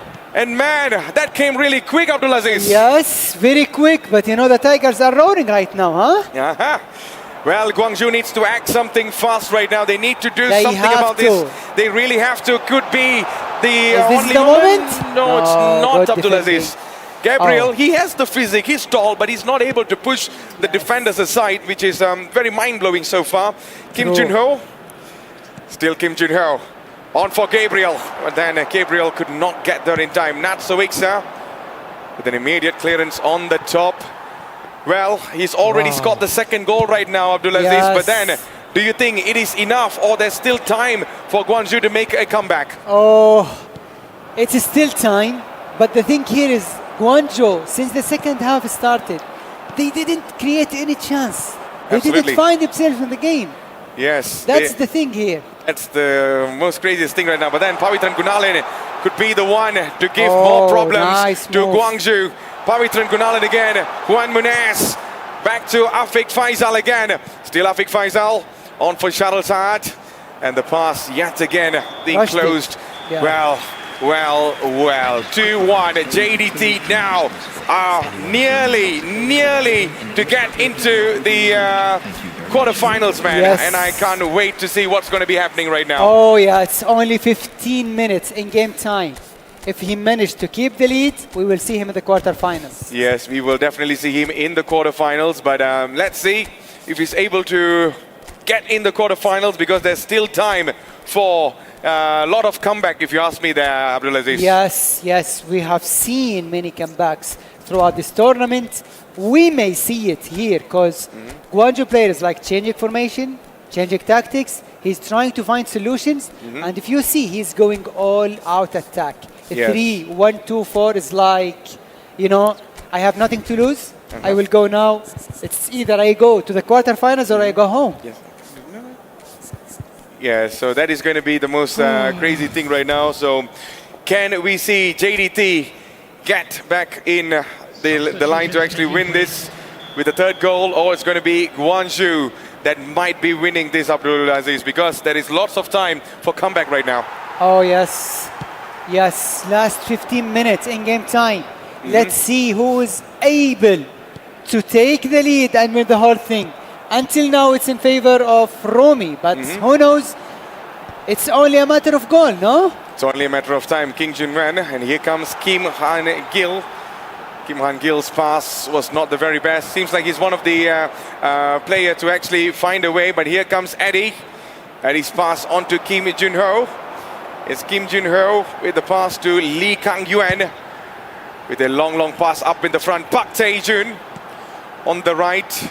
On for Lee Min-gi. Seems like Gwangju needs to find a way, needs to find something, if you ask me. I do not know what it is, but they need to find it really quickly. It is now or never. JDT are fully packed at the bottom right now. They are lining up the defense, like parking more than 2 trains and aeroplanes at the same time, because they know this two goal lead is just enough for them to go through. But then Gwangju needs to act fast if they want to keep up, if they want to be alive in this match. Park Jun-in, it's Park Jun-in with a shot, and Shin-chan, can Shin-chan do it? But no, he could not do it, Abdulaziz. Wow, I mean, he defended really well there, but I mean, still, there is a chance. Now he has more players to attack with, which gives him the ability to attack, you know? Yes. But still, I think he has one more chance. Exactly, 2 minutes left.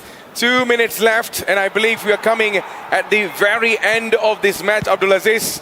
And I think this 2 goal is just enough for JDT to go to the quarterfinals. Kim Jong-hoo, is that going to be a last-minute heartbreak here? But it's not. The referee says it's over. And it is JDT that will be going into the quarterfinals. What a match we had in our hands, ladies and gentlemen. Yes. Well, Atik, my man, I'm very sure you are entertained with lots of blockbuster moments today. Me and Abdulaziz were walking up and down to find and also analyze this match at its very best. But I tell you what, Atik, this should be a final level of a match. Yes. This is the competition's expectation and the standards, if you ask me. Exactly. What a match. JDT managed to get through to the quarter-final right now. However, we still we saw what we saw with Gwangju was really good performance. So shout out for Gwangju for adapting and playing so well, because they have been eliminated right now after this loss. They played so well, and honestly, I liked how they played so strong at the start. They literally took the lead in the first half. We did not even see the JDT's goalkeeper in the first half and how aggressive they have played. Yes. But also another shout out for JDT on the quick adaptation. That literally in the second half they flipped the sides, they played better, and then they took the control and managed to win. But like honestly, I think they heard you, the players on Gwangju, they heard you. They actually changed their plans and played aggressive. They focused in the mid, more in defense. But I think the pressure from JDT pushed Gwangju to play in defensively, which actually gave the advantage back to JDT. Or how do you see it? Yes, I mean, at the start of the game, Gwangju was playing really well. He was going through the wing, he was passing the mid, he created a chance, and he scored the first goal. After Gwangju scored the first goal, everything changed. Yes. He didn't keep the same way, he didn't keep attacking, he didn't keep the ball, he didn't go to the wings as he should be. On the other hand, Romy was attacking, was creating chances after the first goal, and then it went to the second half where he scored the equalizer, and then took it to the extra time where he ended the game in a very good way, where he scored the second goal and probably ended the hopes of Gwangju player. Exactly, and for all JDT fans, you're gonna see them more in the quarterfinal tomorrow. They're gonna play and show us more action. They're gonna play against the West, but we don't know yet who is going to play against who, and there is going to be a draw in after 2 hours. So stay tuned for that. It is going to be in a different channel. It is in the AFC Hub. So you have to check this out in a different YouTube channel, the AFC Hub. We're going to see the draw. You will see who is going to play against who. The clash between the East the clashes between the East and the West is going to be tomorrow. So we will know later. And at 4 p.m. KSA time, after 2 hours, we enjoyed this day. Thank you so much, Matthew, for your commentating. Literally, we enjoyed the match and we enjoyed the show with you here. The same goes for you, Abdulaziz. We learned a lot from you. And I hope you guys as well enjoyed the match. And stay tuned for more action coming up tomorrow. And Matthew was here, Abdulaziz, and I'm your host here, Atiq. So we'll see you again tomorrow. Goodbye and